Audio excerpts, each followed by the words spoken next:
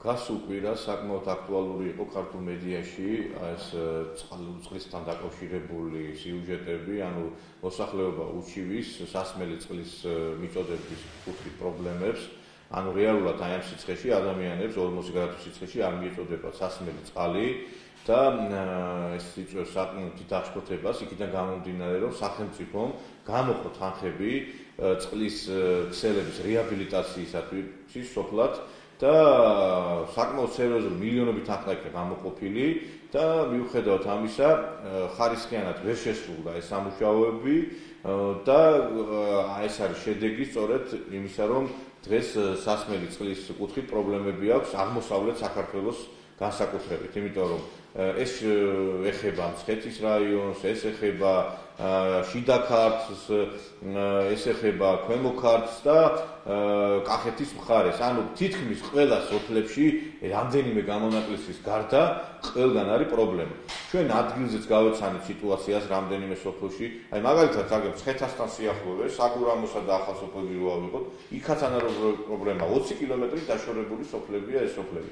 და გამოიყო თანხები, მაგრამ სამწუხაროდ ეს თანხები შეიჭამა და ჩვენ დღევანდელი ეს ჟურნალისტებთან შეხვედრის მიზეზი გახავთ, რომ მოუწოდეთ პროკურატურას გამოიძიონ ეს საკითხი, იმიტომ რომ როდესაც ეს სამუშაოები ტარდებოდა, აქ უნდა მომხდარიყო გეოლოგების კარგად შესწავლა იმ ტერიტორიის.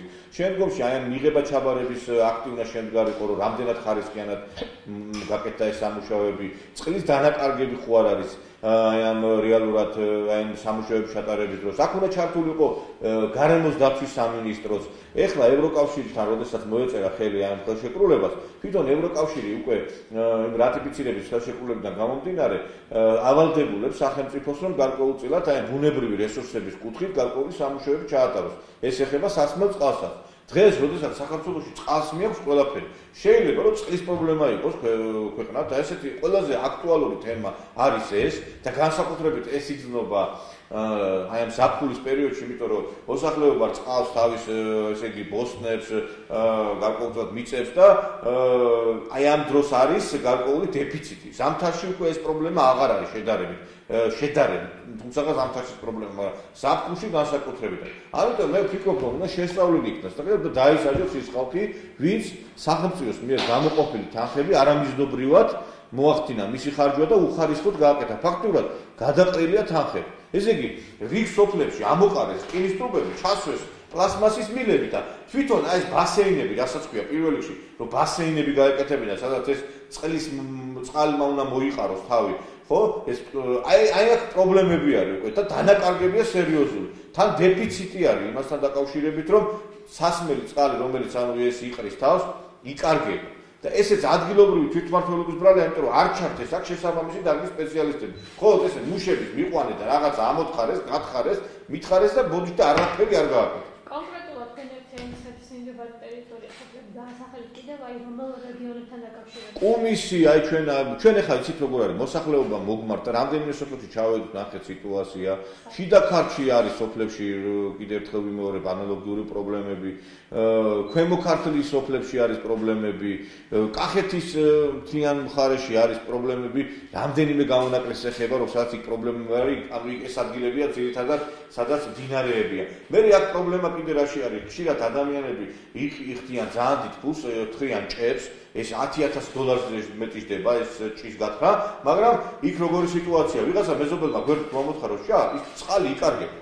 ანუ წარმოიდგინე ეს ფული გადახდილი უკვე რეალურად ტყუილი გამოდის, ანუ გადაყრილი გამოდის, ანუ ის წყალი უკვე იკარგება, მიდის მეორე ჭაში და რეალურად ადამიანებს ეხლა უკვე აღარ აქვს აზრი იმ ჭების ამოთხას, იმიტომ რომ დანაკარგი შეიძლება იყოს და აქაც სახელმწიფო ანუ თვითმმართველ ერთეულებს პირდაპირ თავიანთ ფუნქციებში აქვს მოვალეობა, რომ უზრუნველყონ ესე იგი მოსახლეობა წყლით და ეხლა რა დიდი ფუნქციები მაგათ აქვს, ეხლა შუქს ენერგოპროჯორჯია აწვის, გაზ აწვის იქ ტრანსგაზი და სხვა ესე იგი გაზის მიმწოდებლები და ელემენტარული წყლის პრობლემა მაინც გადაკეთდა. მე ზოგიერთი გამგებელი არის ჩაკეტილი კაბინეტში, საკ მოსახლეობასთან არის იზოლირებული.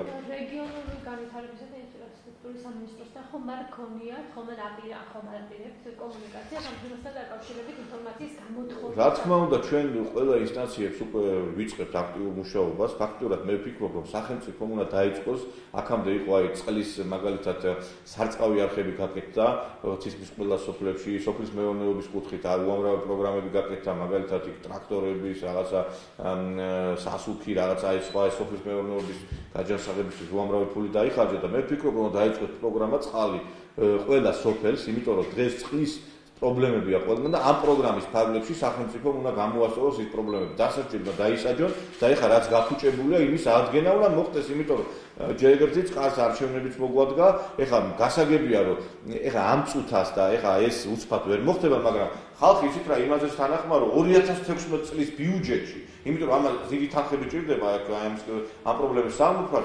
2016 წლის ბიუჯეტში მაინც ჩაიძოს თანხები, რომ აი ეს პრობლემა მოიხსნას, იმიტომ რომ მართლა აი მეცოდება ეს ხალხი, იმიტომ რომ როგორია დღეს ეხლა ეს ჯერ უფუჭდებათ მოსავალი, იმიტომ რომ ვერ წყავენ აი ამ თავიანთ მოსავალს. მე კიდე თვითონაც ძალიან წუხდებია, რა დუშეთშიც იგივე სიტუაცია, ხა დუშეთში ვიყავი გუშინ, აიქაც ანალოგიური პრობლემებია.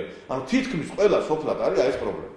და აი აქ უნდა კიდევ ერთხელ ვიმეორებ, რომ უნდა ჩაერთოს გარემოს დაცვის სამინისტრო, გეოლოგები, სახელმწიფოს ინსტიტუტები, რომ აი ეს პრობლემა იქნას გადაწყვეტილი და ის ფული, რომელიც კიდე გამოიყოფა, კიდე არ იქნას ესე შეჭმული და უაზროდ დახარჯული.